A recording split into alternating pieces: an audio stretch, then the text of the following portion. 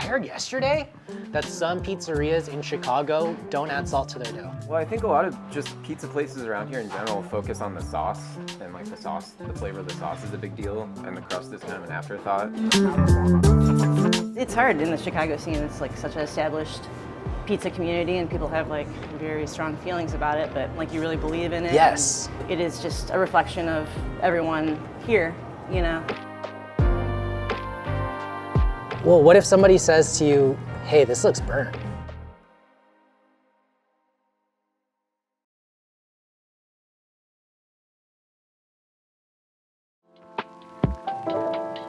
Tucker, you are the head baker? Head baker, yeah, that works. What drew you to Middlebrow?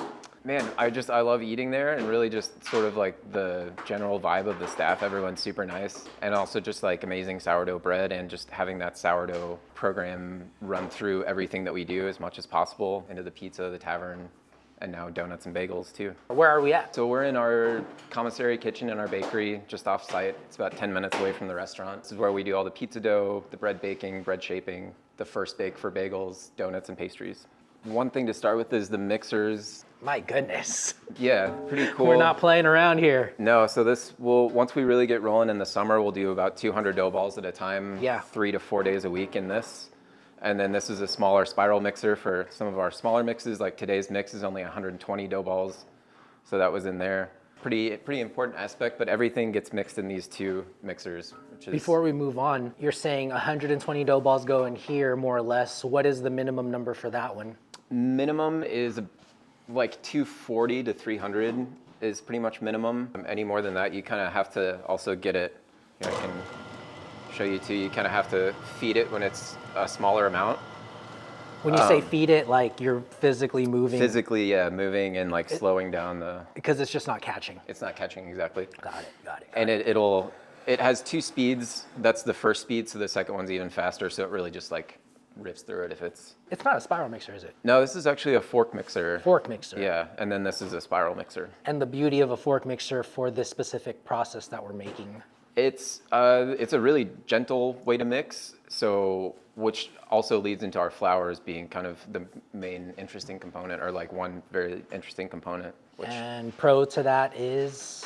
Just a little more control, and it's also like less set it and forget it, which I think is a big part of what we do here. It's trying to be really intentional with every step and like not just setting a 5-minute timer and then it's done. Once flour's mixed, take me on to the next step. Okay, so next step, we would actually be using this scale. Wow. And we would set up our bus tubs and just have basically a stack. For this mix today, it was only 6 bus tubs, but normally for the 200 mix, it's 30 bus tubs. So we have all those lined up, sprayed, and it all gets an equal amount of dough in each bus tub, so that when we use that divider, they're all the same weight. So this is 7.5 kilos. This will be 20 dough balls at 375 grams. Understood. We're doing 2 folds on this once it's in the bus tubs, about every half hour, which develops some more strength, and then it also, especially in the summer when it's a lot warmer in here, it'll help even out the temperature a little, just so we don't end up with super dough that's like 80 or 90 degrees that's still proofing on the inside, and then the outside is cold. 375 grams of dough for how many, what size pizza? So that'll be one of our just standard like 10-inch pizzas, I guess. Explain to me what pre-shaping is, what it means for you, and what it does for the product, if you know. So yeah, I guess it's really just bringing these kind of scraggly ends in and starting to get a nice skin on the top. Because when we do our final shape, we'll get our nice tight dough ball with like a nice smooth skin on the top, which will equal a pizza that's easier to stretch and more uniform. On your average day, how many dough balls are you making? So right now we're at about 1,000 a week, and that's split up between Monday, Wednesday, Friday. And those amounts kind of shift throughout the week based on what business was and how much dough they went through on certain days. So for example, if the dough from Monday was starting to get too old and not stretching very well, we would probably take that mix down the following week and then just bump it up the next week. Yeah, in the summer it's pretty standard to do Monday, Wednesday, Friday, 200 dough ball mixes, or 600 dough ball mixes, and then we also have a wild mix that we can do that's sort of a same day mix that's more like our sourdough bread. That's if, say, we've had a really, really busy week and we just need to catch up. We'll do those. Sometimes that happens a lot more in the summer, though. So now that these are balled up, these are your dough trays? Yeah, I've never seen it like this. Fish and Fortune Fish and Gourmet. yeah, they're just called fish boxes, but they work really well for a bunch of stuff. Why these? Is it just what was on hand? Spill the tea. Yeah, I mean, I guess trying to reuse things, and they're really common in savory cooking in restaurants, and I haven't seen them in bakeries a ton, like the way that we use them to portion dough.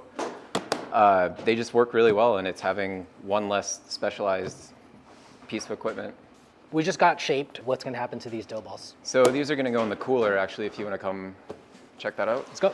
Storage is the big part of our process.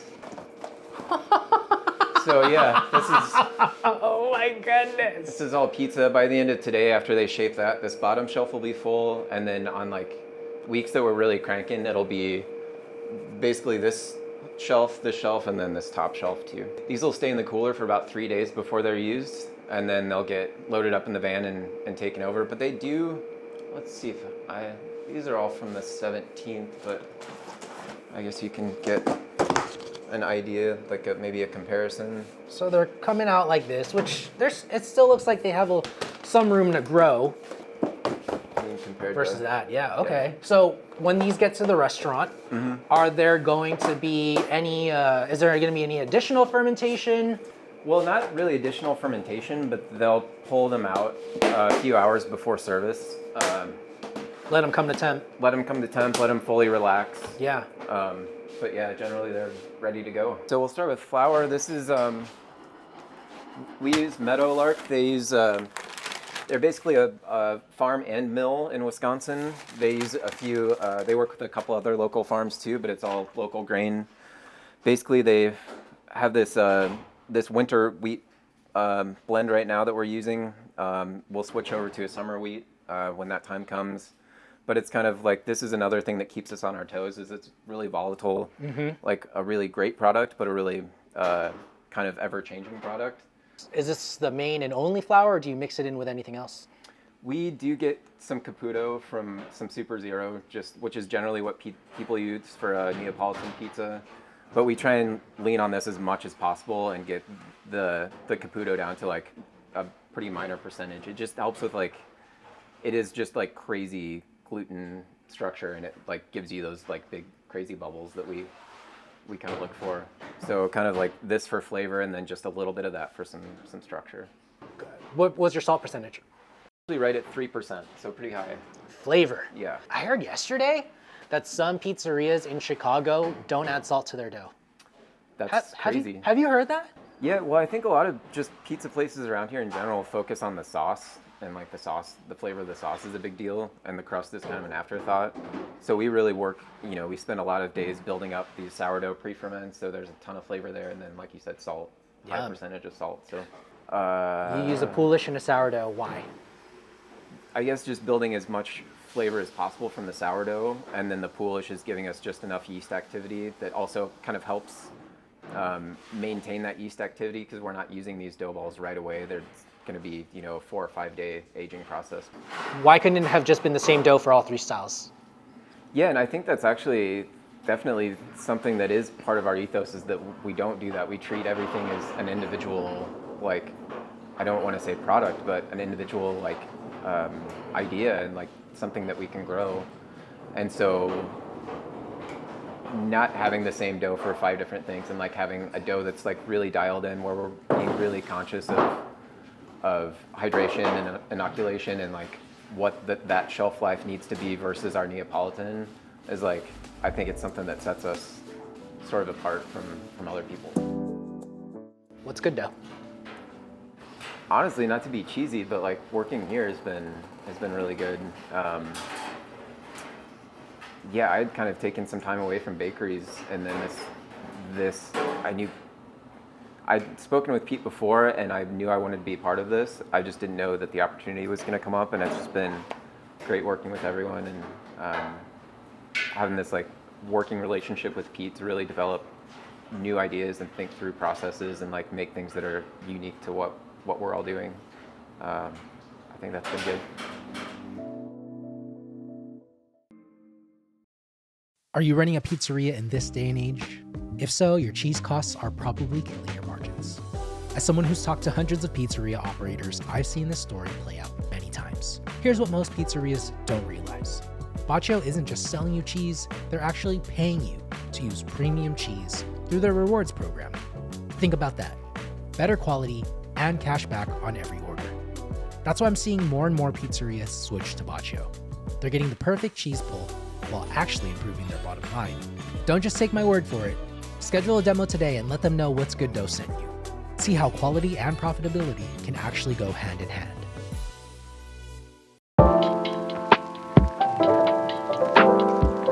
Hi, I'm Caroline Santi. We're at Middlebrow, Bungalow by Middlebrow in Logan Square, Illinois, Chicago. I'm the CDC here. We're gonna just gonna do the last special that we had on for the veggie special. Sick. It's a kind of like a Alpine potato sort of thing going on. So over here we have some dough that I got out about 3 hours ago. Nice. You can see that's the date it was made. We just kind of every day in the morning, a lot of the stuff we do here is by feel and touch. Working with like the flour we do, it's always different. There's like certain variables that you can't control, so we rely on our senses a lot here. The beauty of using a flour that you do from Wisconsin is that it tastes great, but then the seasonality of it sort of changes. And you'll see a lot of changes too, like just seasonally, between, especially, when it warms up in the summer, the dough just goes way faster. Right. There's always like this little window where we have to make this adjustment between the seasons and also increase almost by double volume with the patio being open. So go from like making 800 pizzas a week to like 2,000. Yeah. So. Well, clearly something's working because people love the pizza, it seems.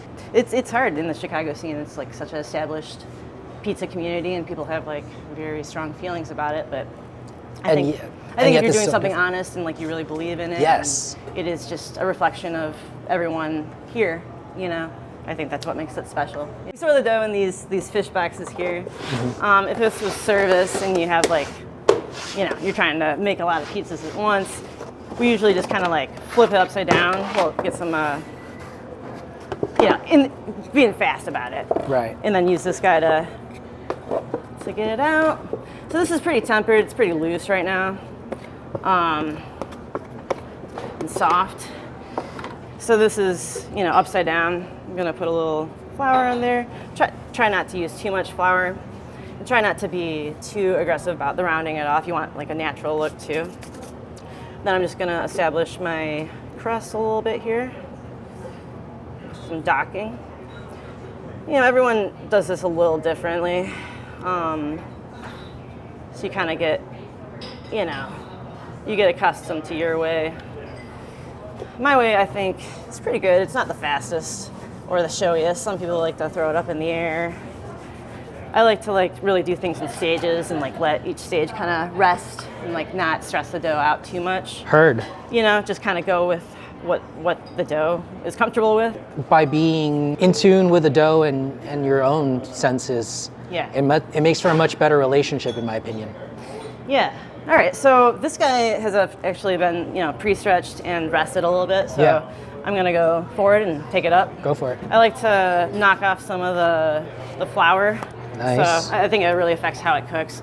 You'll get it'll get dark, but not get nice distinguished leoparding, just get a kind of a matte finish if it has too much flour. Yeah. And then if there's too much semolina flour on the bottom, it won't cook right. You won't get the crispiness. Right. So that can be a challenge, between not using a lot of semolina you know, with the stickiness of the dough, especially when you're in the summer and it's already humid.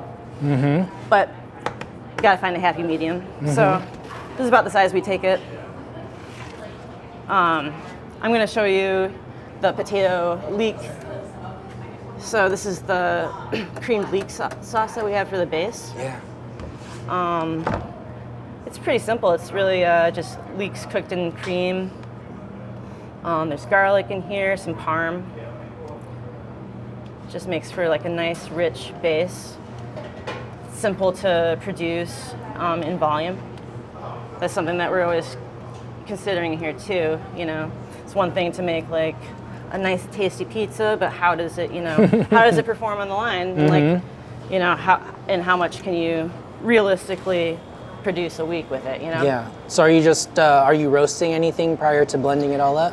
It gets cooked in butter in a pot, and then you add the cream and garlic and blend it up.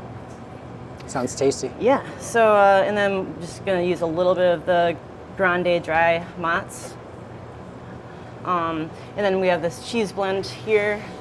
It's a mixture of Hallerhacker, Gruyere, and raclette. So we just call it an Alpine blend. This kind of has like a little bit of like a fondue vibe. But the mozzarella has to be there to kind of like hold everything together. If it was just all these cheeses, it would get too greasy, you know? Okay. And then we've got our potatoes. These are Norland potatoes from Spence Farms. Really nice potatoes. They just cook up really nice texture. They hold together, but they're still like, I don't know, they're kind of meaty potatoes. And then we have these niçoise.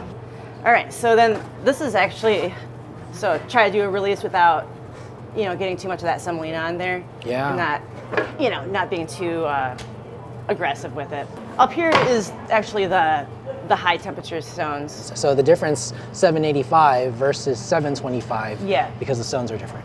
Exactly. Whoa. This distributes heat in a way that it doesn't just char the bottom. Yeah. You know? Absolutely. So it can handle more heat. And, you know, for this kind of dough, it does produce a better looking pizza. Yeah? It cooks, I think so. Yeah. Yeah, it cooks more evenly. All right, so I can see that it's starting to kind of brown on the bottom. And I see it browning around the edge, but I'm still gonna wait before I turn it. Okay. Ooh. So yeah, it's kind of nice and bubbly. It settles down once it sits. We always want to rest our pizza, let it, you know, so you don't want it to steam from the bottom and then get soggy. So you make sure that steam escapes through this. Dang. Cut it into eight pieces. But yeah, you can see we got a pretty good, you know, crust on there, and everything's like holding up pretty well.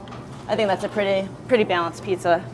So to finish this one, we're gonna do a little bit of parm. It's a very cheesy pizza, so you don't need too much on there. We've got this ground cherry mustard. We pickle a bunch of ground cherries with mustard seeds. Whoa. And then ground it all up. We've got some cornichons, little pops of acid, you know, and Yup. pickles are allowed to be on pizzas these days. You know? Absolutely. We finished many pizzas with this product here. It's cherry pepper we smoke. So it just kind of adds a little special undertone, you know? It's very special. Boom. Well, that's the pizza. There's like a good amount of like Neapolitan dough, like technique in there, but also just kind of like a New York slice too, like with the hydration and stuff too. It's not as high in hydration as a Neapolitan. Well, what if somebody says to you, hey, this looks burnt? You don't see any sort of like metallic looking. Once you start seeing that black, like metallic Silver, shiny yeah. stuff, and then you also smell it. I don't smell any sort of burnt quality right here. This is like developed flavor, you know, that you get a different experience of the crust this way. So that's why I like it. It's because it brings out different qualities. I think with making pizza, it's you definitely get this feeling of, is this a pizza or not a pizza? And I think it has a lot to do with balance.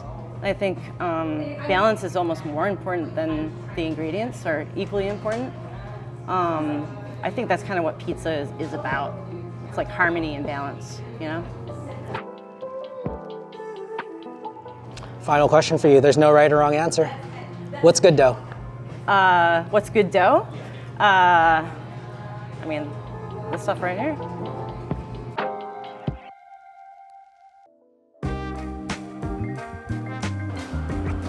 Like, look at that.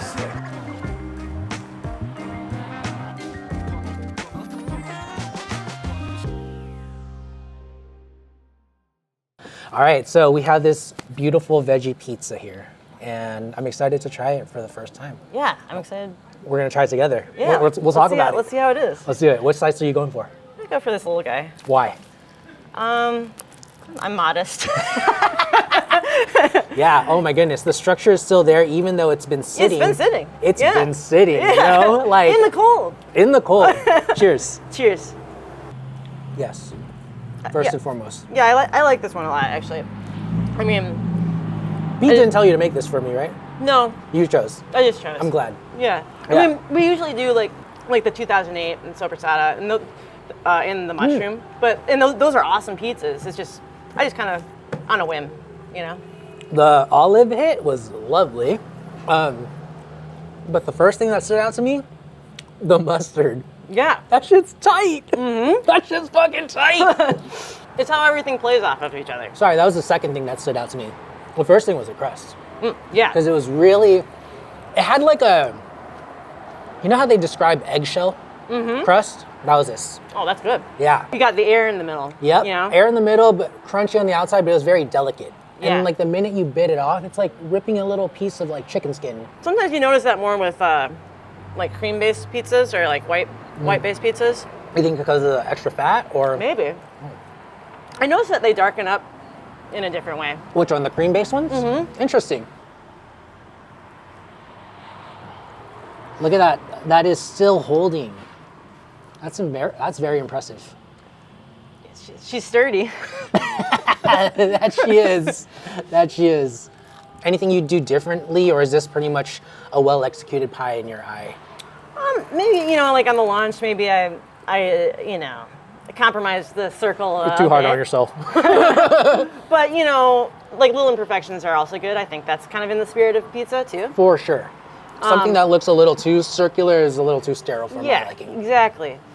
You don't want it to be like perfectly formed. You want the dough to kind of take on its own shape. Mm-hmm. If I had to pick something out, I would add maybe like 2 to 3 more olives. More olives? Because like that was, I think, this is a veggie pie. Like meat, the potato, to me, if we're substituting for meat, this is meaty, but so is this. Yeah. Right? So it's like, but then if you put more potatoes, it's also Too mushy, heavy. Yeah, both. and mushy. Yeah, so this is something that actually we would always go back and forth about with these olives. Some people would put like a bunch of olives, and then it was always kind of like a conversation about this pizza. My thought was that they were kind of more powerful, impactful as like little accents, like you appreciate them more. Sure. And then there was like enough other stuff to kind of like make it seem like there's more. It's not like lacking. You know? But I think it's kind of a personal thing with olives. Well, if we all, assuming it was a party of 8 or 4, and this was my last slice. I touched another, my bad. I only get 1 olive, and it's just you feel cheated. I feel a little bit because it was such a good bite, But other What than if you don't like olives? At least there's not a ton of olives. Fair.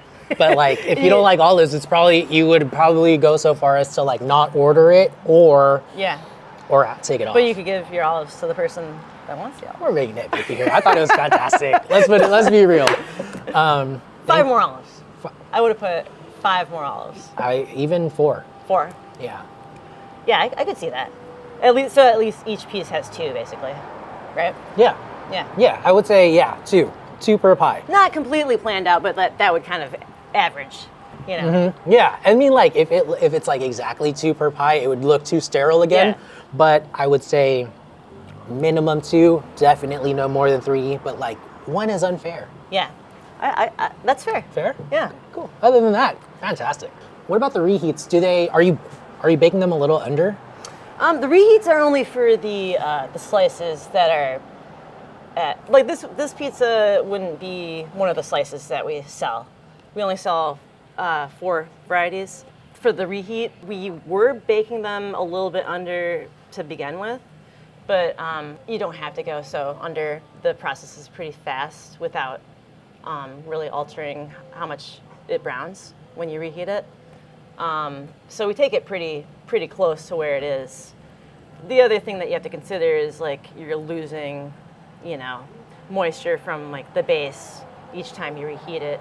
So we counter that by adding a little bit more to begin with, you know. So by the time you reheat it again, it's in the same realm as the other pizzas. A little more. Like a little more red sauce, or Oh, got it, or got a little it. more of our mushroom base for our mushroom pizza. Smart. To go a little heavier on that, because you know you're gonna lose some of the moisture. Makes sense. Yeah. Cool. Okay. Well, thank you. Yeah. Thank you for making the time. No, this was fun. Cool. I'm glad you Yeah. had fun, and you make Something different, you know. some cracking pizza. Hell yeah.